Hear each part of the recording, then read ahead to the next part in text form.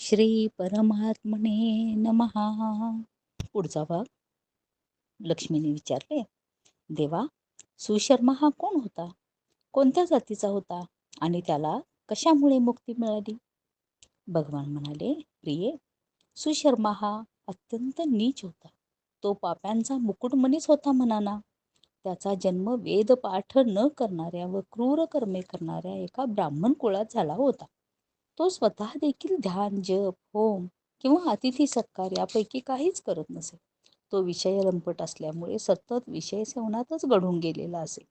शेतात नांगर धरणे व पाने विकणे यावरच तो आपला उदरनिर्वाह चालवित असे. तो मद्य पित असे आणि मांसाहारही करीत असे. अशा रीतीने वागण्यात त्याचे बरेच आयुष्य निघून गेले. एके दिवशी तो मूर्ख सुशर्मा पाणी तोडण्यासाठी एका ऋषींच्या आश्रमाजवळ फिरत होता. त्यावेळी त्याला एक काळा नाग चावला आणि तो मरण पावला.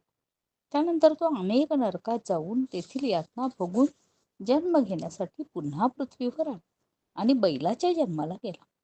पुढे एका पांगळ्याने आपल्याला बसण्यासाठी तो विकत घेतला. बैलाने मोठ्या कष्टाने त्याचे ओझे 7-8 वर्षे वाहिले. एके दिवशी त्या पांगळ्याने एका उंच जागी त्या बैलाला बराच वेळपर्यंत वेगाने फिरवले. त्यामुळे थकून जाऊन तो बैल जमिनीवर धाडदिशी कोसळला आणि मूर्छित झाला. त्यावेळी त्याला पाहण्यासाठी कुतूहलाने बरेच लोक एकत्र गोळा झाले.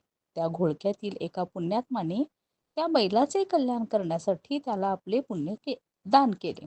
ते पाहून इतर काही माणसांनीही आपण केलेले पुण्य आठवून त्याचे त्याला दान केले. त्या गर्दीत एक वेश्याही उभी होती. तिला आपण काही पुण्य केल्याचे आठवत नव्हते, तरीही लोकांचे पाहून तिनेही त्याला अज्ञात पुण्यदान केले. नंतर यमदूतांनी त्या मेलेल्या बैलातील जीवाला प्रथम यमपुरीत नेले. परंतु तो जीव वेशेने दिलेल्या पुण्याने पुण्यवान झाला होता, म्हणून त्याला नरकात न पाठवता पुन्हा भूलोकावर पाठवले. येथे एका कुलशील संपन्न ब्राह्मणाच्या पोटी जन्मला. विशेष म्हणजे त्याला त्यावेळी आपल्या पूर्वजन्माचे स्मरण होते. मोठा झाल्यानंतर आपले कल्याण ज्या पुण्याईमुळे झाले ते पुण्य कोणते हे जाणून घेण्यासाठी तो पुण्यदान करणाऱ्या त्या वेश्येच्या घरी आला आणि तिला म्हणाला, बाई ग, तू मेलेल्या बैलासाठी कोणते पुण्यदान केले होतेस? वेश्या म्हणाली, तो पिंजऱ्यात पोपट बसलेला आहे ना, तो रोज काहीतरी म्हणत असतो. ते ऐकून माझे अंतःकरण पवित्र झाले. त्या श्रवणाचे पुण्य मी त्याला दिले. नंतर त्या दोघांनीही त्या पोपटाला विचारले. त्यावेळी त्या पोपटालाही त्याच्या पूर्वजन्माचे स्मरण होऊन तो आपला पूर्वेतिहास सांगू लागला. पोपट म्हणाला, पूर्वजन्मी मी एक विद्वान होतो, परंतु विद्वत्तेचा मला अतिशय गर्व होता. माझी आसक्ती, द्वेष इतका वाढला होता की गुणी विद्वानांचाही मी मत्सर करीत असे. नंतर यथाकाल मला मृत्यू आला. त्यानंतर अनेक नीच योनीत माझे जन्म झाले. होता होता मी या लोकी पोपट होऊन जन्माला आलो. सद्गुरूंची मी खूप निंदा केल्यामुळे मला हा जन्म आला. मी पापी असल्यामुळे लहानपणीच माझे माता पिता मरण पावले. एका उन्हाळ्यात मी तापलेल्या वाटेवर पडलो होतो.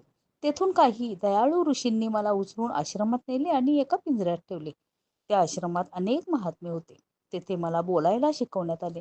काही ऋषिकुमार तेथे मोठ्या श्रद्धेने गीतेचा पहिला अध्याय म्हणत होते. ते ऐकून मीही तेच वारंवार म्हणू लागलो.